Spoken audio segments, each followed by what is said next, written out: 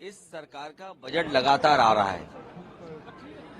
जो बुनियादी चीजों की सबसे ज्यादा जरूरत है, आज उत्तर प्रदेश में सबसे ज्यादा स्वास्थ्य को लेकर के लोग चिंतित हैं। अगर कोई बीमार हो जा रहा है तो सही समय पर सही दवाई का और इलाज का इंतजाम सरकार नहीं करा पा रही है, और कैंसर जैसी गंभीर बीमारी का भी इलाज के लिए लोगों को न जाने कहां जाना पड़ता है।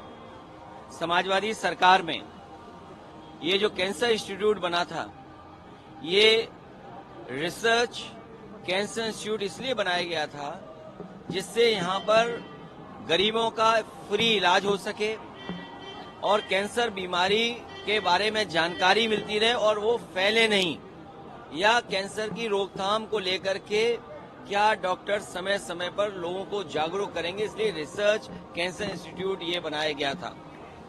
जब वहां गए हम लोग, जो समाजवादी सरकार ने जहां तक काम छोड़ा था, जिस रूप में काम बढ़ना चाहिए था नहीं बढ़ा, और सबसे पहले मरीज मुझे जो मिला है वो मिला गोरखपुर का, एक बच्ची जिसके ट्यूमर है सर में। सोचिए, मुख्यमंत्री जी के क्षेत्र में जहां एम्स है, मेडिकल कॉलेज है, लेकिन उनका इलाज वहां नहीं हो पा रहा है। उन्हें भी इलाज के लिए उस परिवार को लखनऊ आना पड़ रहा है, वो भी समाजवादी सरकार के बने हुए कैंसर इंस्टीट्यूट में।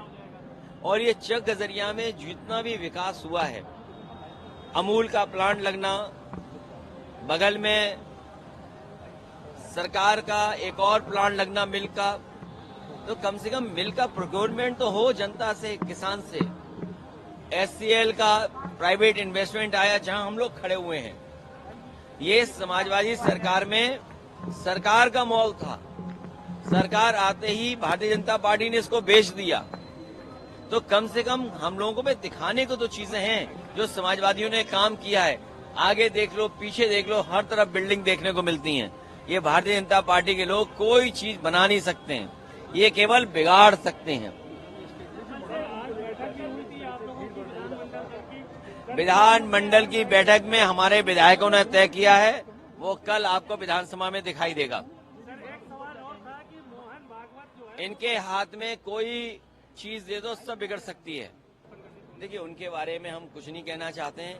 कुंभ की तस्वीरें, कुंभ का आने जाने में लोग देखा था, या हम लोग यहाँ जितने खड़े क्या इकट्ठे नहीं है सब हिंदू, उनकी चर्चा मत करिए तो ही अच्छा है। क्योंकि आज जरूरी है कि लोगों का इलाज सही समय पर मिले, लोगों को नौकरी रोजगार मिले। अगर हम इस मॉल के नीचे खड़े हैं, इस मॉल के अंदर खड़े हैं, तो न केवल शोरूम है, यहाँ बिजनेस हो रहा है, बल्कि न जाने कितने लोगों को नौकरी जॉब मिले होंगे।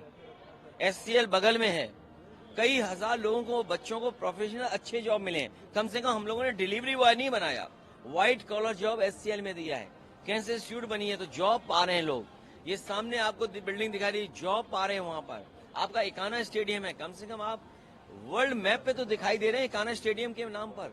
इन्होंने बस स्टेडियम का नाम बदल दिया, कैंसर इंस्टीट्यूट का नाम बदल दिया, यही इनका सबसे बड़ा काम है। की आप बात करते हैं, अमेरिका से जो तीसरा इमिग्रेंट्स का जो जहाज उसको उसी तरह से भेजा गया, उसमें कोई बदलाव नहीं हुआ जिस तरह से भेजा गया इन्हें तरीके। देखिए, अमेरिका बहुत ताकतवर देश है, व्यापारिक दृष्टि से भी और अन्य तरीके से भी।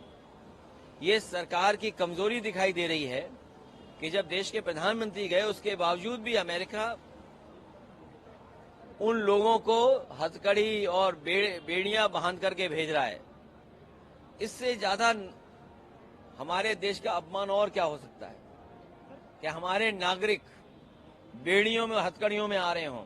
और उससे भी बड़ी बात यह है कि जो लोग ये सपना दिखा रहे हैं कि हमारा विकसित भारत है, हमारी $5 ट्रिलियन की इकोनॉमी है, हम विश्व गुरु हैं, तो सोचो नौकरी के लिए लोगों को अपने खेत बेच के जाना पड़ रहा है, जमीनें बेच करके जाना पड़ रहा है, घर परिवार से उधार लेकर जाना पड़ रहा है।